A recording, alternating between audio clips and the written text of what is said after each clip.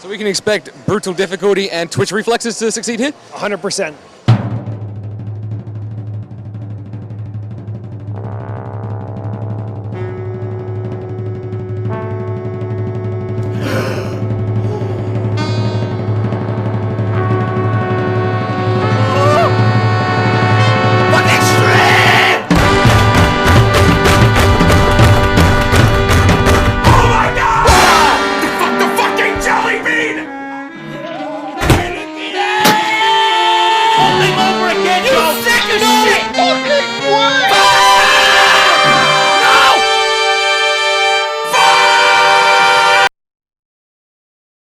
Cuphead, the game, whether you like it or not, is probably one of the best indie games to come out in the last decade.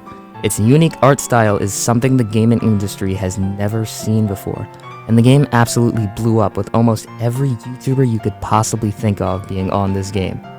And for good reason, this game is really, really hard. A seemingly fun and cartoonish game, you would expect this game to be relatively easy. Oh boy, you would be very, very wrong. I've seen this game go to points of impossible to win at this game, to a point where rage is almost guaranteed in this game. But I've beaten the game.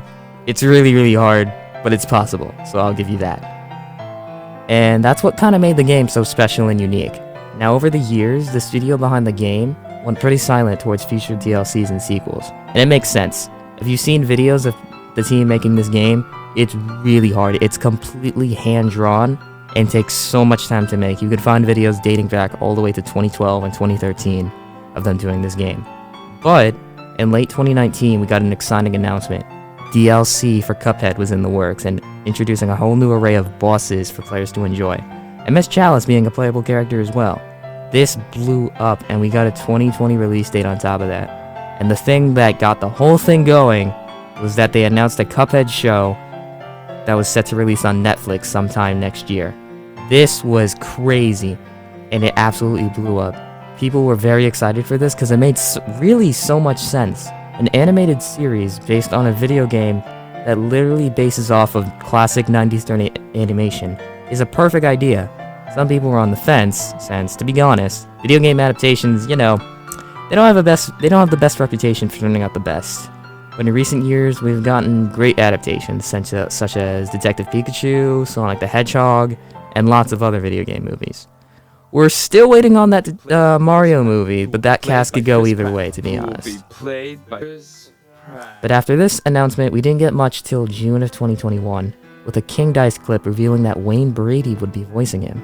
To be honest, that's a perfect casting choice. Fans had positive responses since it's being faithful to the game's roots.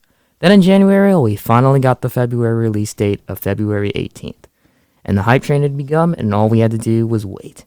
And then finally, on February 18th, the Cuphead show finally released. And boy was it a surprise. The animation is so vibrant and colorful. It does a really good job of capturing the game's charm and atmosphere. And the intro could just speak for itself. The vocals were amazing on that. And even with the first episode, it's a perfect introduction to the characters in the show, wasting no time doing it. Through the season, we saw lots of memorable characters like the Frog Brothers, the Dragon, King Dice, and heck, even the Vegetables make an appearance as well. Now, the show only really dropped 12 episodes, each roughly being 15 minutes. But the thing I don't think a lot of people know is that the team worked on 52 episodes. Like, holy crap. Now I see why this took so long. But there's a minor nitpick I have with this first season. There's a lot of filler. Now, filler is not always a bad thing, it's just Cuphead has an overarching story throughout the game.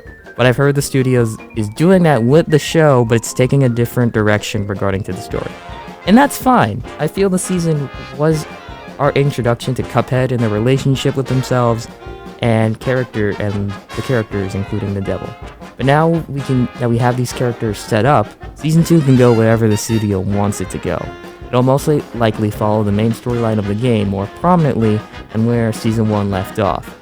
And if you haven't seen it, it leaves off with Cuphead and Mugman, and Miss Chalice getting captured by the police, and Cuphead and Mugman being left in jail, and Miss Chalice just to leave. Miss Chalice being introduced for the first time was interesting for her characters. You're supposed to see her first in the DLC.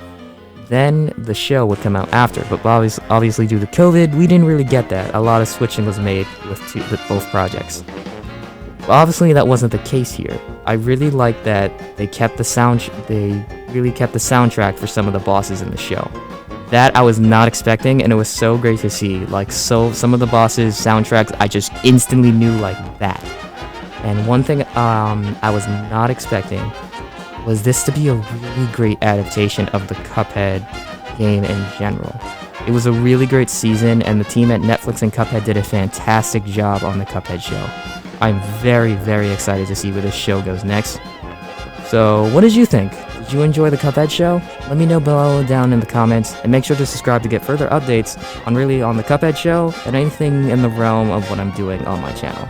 I'm changing stuff up. I'm gonna have a schedule now, and I hope you enjoy. This is Tyler signing out.